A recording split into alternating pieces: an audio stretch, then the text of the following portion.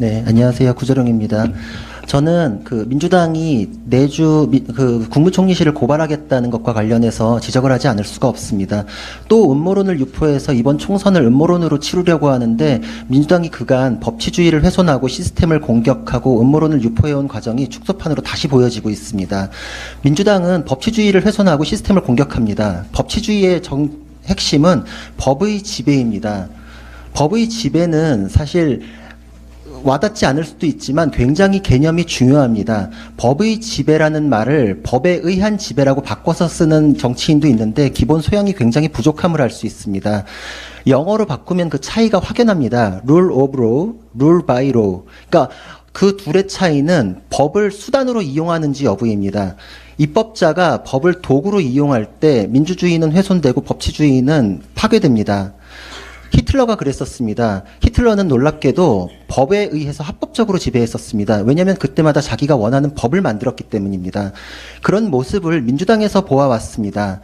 70년간 유지되어 온 사법 시스템이 2주 만에 뚝딱 바뀌었고 수사권 조정과 검수완박을 통해서 검찰의 수사권이 박탈되어 버렸습니다.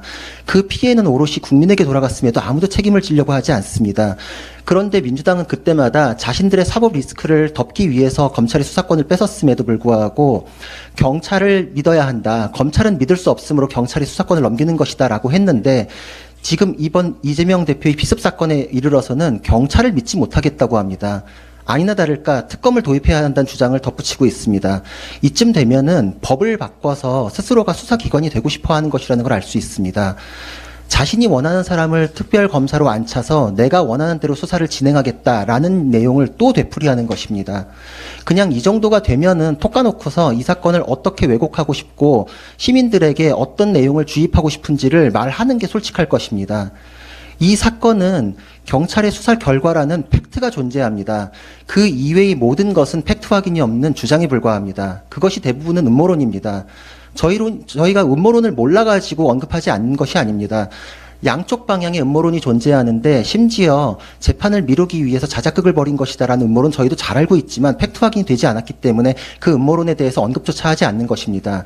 근데 왜 그 정확히 반대 방향의 음모론에 대해서는 민주당이 당 차원에서 올라타고 있는지 오히려 그것을 확대 증폭하고 음모론을 더 생성하고 있는지에 대해서는 지적을 할 수밖에 없는 것입니다.